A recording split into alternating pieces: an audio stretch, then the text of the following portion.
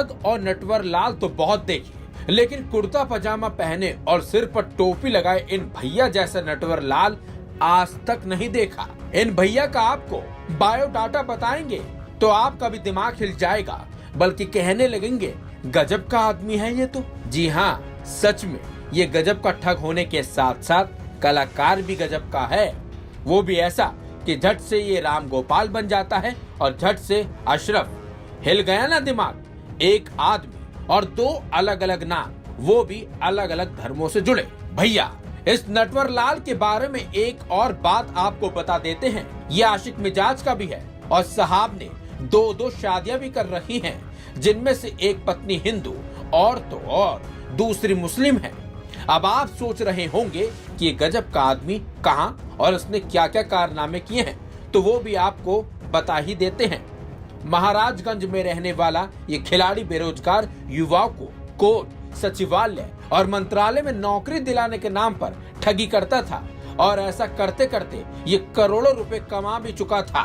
बल्कि ये हिंदू युवाओं को फंसाने के लिए राम गोपाल बनकर मिलता था और मुस्लिम युवाओं को फंसाने के लिए अशरफ बन जाता था। हैरानी की बात तो यह है कि इस ठग की दोनों पत्नियां भी इसका पूरा साथ देती थी और वो पैसा लेने के लिए लोगों के घर तक पहुंच जाती थी। लेकिन कड़ी मशक्कत के बाद आखिरकार ये नटवर लाल पुलिस की गिरफ्त में आ ही गया, जिसकी सूचना मिलते ही थाने के साथ साथ कोर्ट के बाहर भी भीड़ लग गई और लोगों ने बताया कि कैसे इस शख्स ने मुस्लिम बनकर उन्हें अपनी ठगी का शिकार बना डाला। और ये हमको असहर खान के रूप में मिले। ये बताए कि मैं खान साहब हूँ, मैं सचिवालय में कर्मी हूँ और आपकी नौकरी लगवा दूंगा।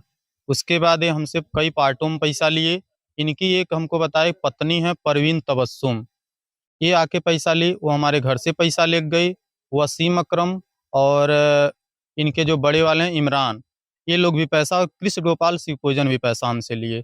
काफ़ी दिन इन लोगों को ये हुआ कि अब ज्वाइनिंग करा देंगे, कल ज्वाइनिंग करा देंगे।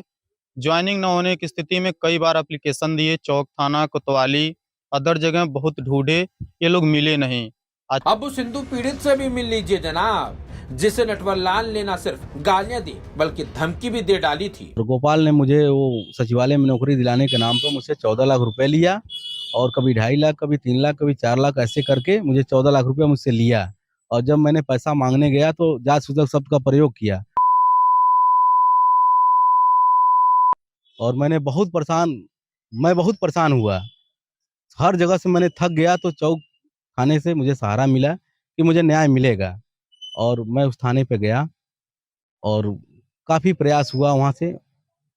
और इन्होंने इतना मुझे परेशान, ब्रजेश कुमार और मेरे भाई डीएसपी हैं फतेहपुर खाकजा में, उनको भी गाली दिया, बोला कि हमारा भाई सीओ है तो क्या कर लेगा मेरा। नटवर लाल पर गंभीर आरोप लग रहे हैं। पुलिस 15 सालों से इसे ढूंढ रही थी, लेकिन ये नटवर लाल साहब तो गिरफ्त में आने के बाद अपने आप को बेकसूर ही बताने लगे, बल्कि कहने लगे भैया हमें तो फंसाया जा रहा है।